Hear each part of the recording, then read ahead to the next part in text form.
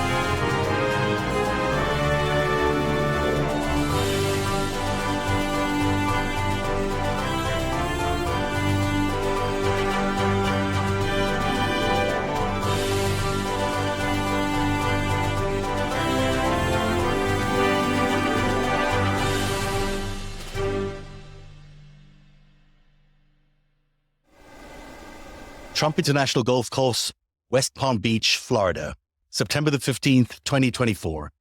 Chaos erupts. Local officials confirmed Donald Trump was unharmed. The alleged gunman, identified as 58-year-old Ryan Wesley Routh, fled the scene and was later arrested after a high-speed chase. They have an agent that jumps one hole ahead of time toward the president. He was able to spot this rifle barrel sticking out of the fence, immediately engaged that individual, at which time the individual took off.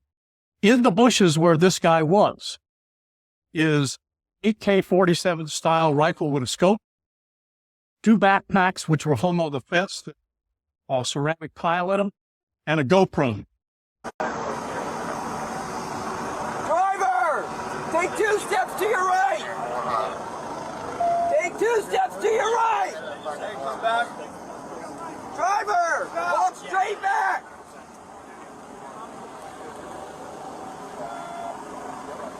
Keep walking. Keep that long.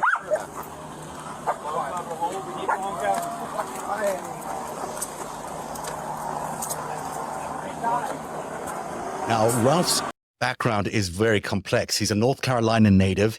He moved to Hawaii in 2018. Where he operated a small construction business, but it's his criminal history that really raises eyebrows. I haven't seen a rap sheet like this in a very long time. In 2002, Routh was convicted of possessing a weapon of mass destruction. That's an actual felony. His rap sheet also includes multiple misdemeanors. But here's where it gets really interesting. According to the court affidavit, Routh was at the golf course as early as 1 a.m. on Sunday morning. Yet by all accounts, Trump's decision to go golfing that day was reportedly very last minute. So now it's quite possible that Routh hangs out in the bushes at the golf course every night, waiting for Donald Trump to come out and play the next day. But that seems unlikely. It seems far more likely that Routh knew that Donald Trump was going to be golfing and that someone had tipped him off. There's the actual section in the affidavit that really refers to that. This is the affidavit, the 8-page affidavit that showed up today in court. And there's a couple of very interesting parts of it. One is about the weapon. We'll go to the weapon in just a few minutes. But the other part that I found was really interesting was his timing. When he showed up at the site and how long he had been there ready to set up. What police officers have been able to do in a very short amount of time is get a hold of Routh's phone records. And as you can see here at number 9, it says, during their investigation, law enforcement also discovered a publicly viewable Facebook post from July 10th, 2024, in which Routh directed his followers to contact him on an instant messaging application, WhatsApp, at the following number. Database checks indicate that a mobile phone assigned call number, that particular number, is serviced by T-Mobile, and that Routh is a subscriber of T-Mobile. Agents requested T-Mobile on an emergency basis to provide law enforcement with information pertaining to Routh's mobile phone usage. And those records indicated that Routh's mobile phone was located in the vicinity of the area along the tree line described above from approximately 1:59 a.m. until approximately 1:31 p.m. yesterday on September 15th, 2024. So he was there approximately 12 whole hours. How he was able to know that Donald Trump was going to be golfing that day is unknown, because it was an off-the-record event that he just decided to do in the very last minute. No one knew he was going golfing on Sunday morning, except somehow it seems, possibly, that Mr. Routh did know that Donald Trump was going to be there, because he was able to set up his whole encampment there as early as 1:59 a.m. on Sunday morning, early morning. So that's certainly very interesting. And it's the number one question which has led us to question, what really are we looking at here? Is just this a typical assassination attempt, or is this a way by someone to spur on more interest in the Trump campaign, to spur on a better reception of the Trump campaign, maybe improve the polling environment for the Trump campaign?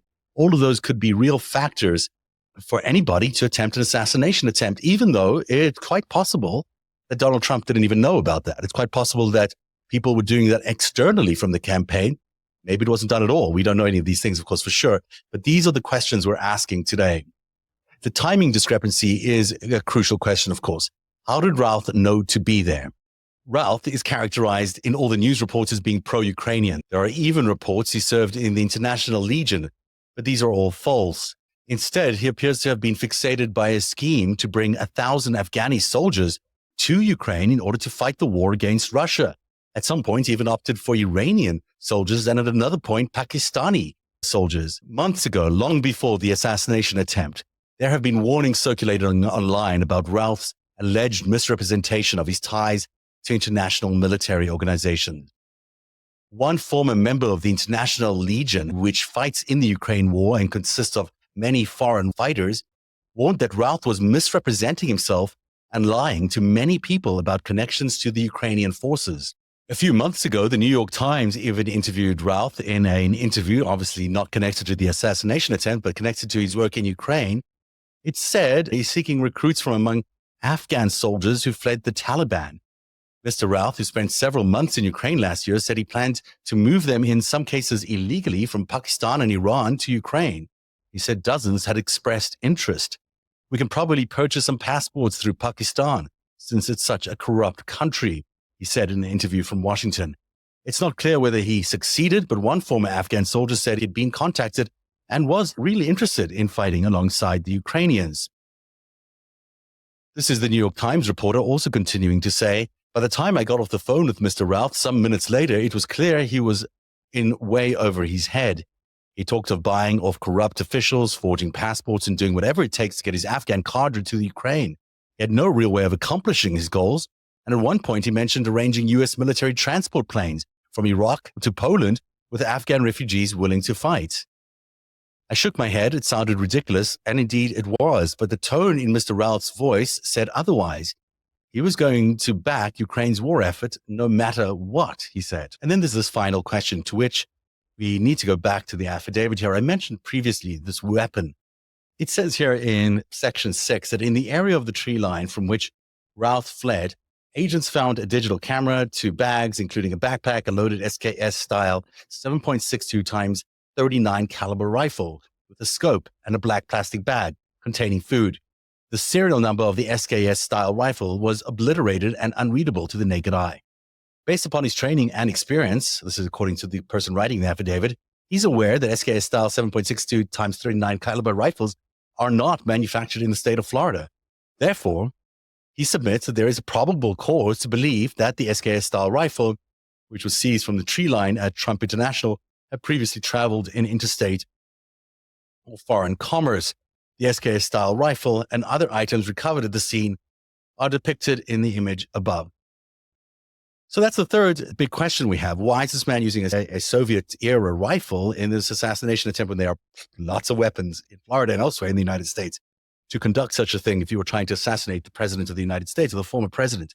Yet this man has decided to opt for a Soviet-era rifle that's actually quite hard to get, that has its actual label obliterated so people can't read it.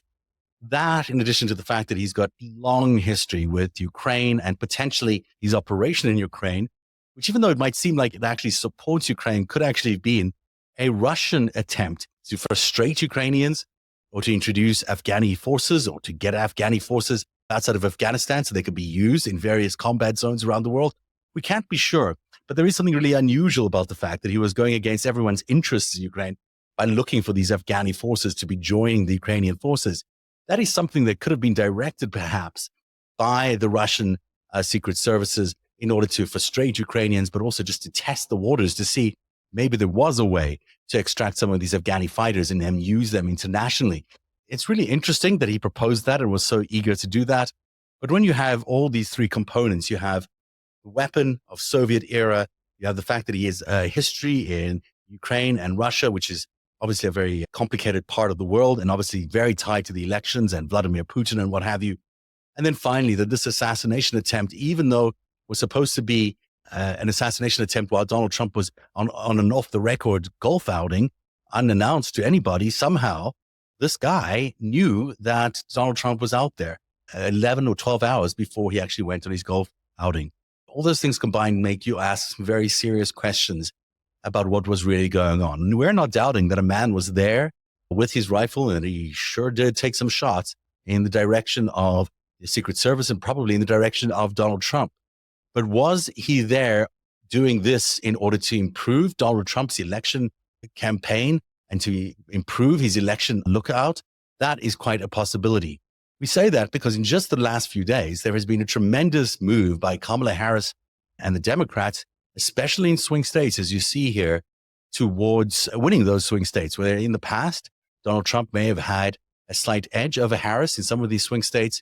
Many of those have been worn away to either a very narrow lead by Trump or a complete lead, even above the margin of error for Harris. Overall, you see they're 48-47 in terms of the matchup. But when you look at Arizona, where Trump was ahead, now Harris is ahead by 2 points. In Georgia, they're tied, where Trump was ahead. In Michigan, Harris leads 49-46, where Trump was looking like he was going to be able to maybe get that from her, maybe eke out a victory. And now here he is trailing Harris by 3 points.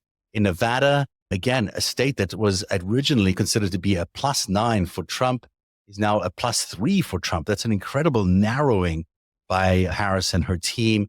North Carolina now looking like it's in the Harris column, but only just by a little bit. But compare that to the +7 that Trump had just a few months ago. Pennsylvania, that state has got, let's just call it a tie because it's too impossible to call that state yet. But it certainly is possible that Harris has a slight lead to Trump's 48 and her 49. And then Wisconsin, it looks like Harris has a remarkably good lead there, 3%. And that was tied just a short while ago. And so when you look at these movements by Harris and the Democrats, and you look at where Donald Trump is at in the elections, trending downwards in every way, it would sure be in his favor to have something like an assassination attempt take over the news for a couple of days. And we've seen today that this is not beyond them. They've certainly benefited from the last so-called assassination attempt, which gave them a big bolster into the Republican National Convention. They know it works, so maybe they've done it again. And it certainly has been a day or two now that we've not heard about Kamala Harris at the top of the ticket and at the top of the news headlines all day. All those things together make you really question the coverage, firstly, that the national networks have been providing of this event. Why have none of these questions already been raised by any of the other networks? But secondly, it really does make you question the veracity of these actual assassination attempts and whether they were real or just publicity stunts. That is certainly what we are focusing on here on Narativ in the next few days. We had promised you a report on RT, and we will get to that. But because this is happening in such a breaking news fashion, we wanted to make sure that we kept up to date and let you know what we knew. As we continue to investigate, there are many questions remaining. How did Routh obtain the weapon? What were his true intentions? And why was he on the golf course hours before Trump arrived for his golf tee time? Because he wasn't planning on having this particular golf date. And finally, what is the meaning of the Ukraine part of his profile? Was he involved with Russian intelligence at all in operating in Ukraine and elsewhere? At Narativ, we'll keep digging, separating fact from fiction as we unravel this complex web. Stay tuned as we follow the evidence wherever it may lead. Thanks for joining us on this abbreviated breaking news show tonight. We'll see you next time.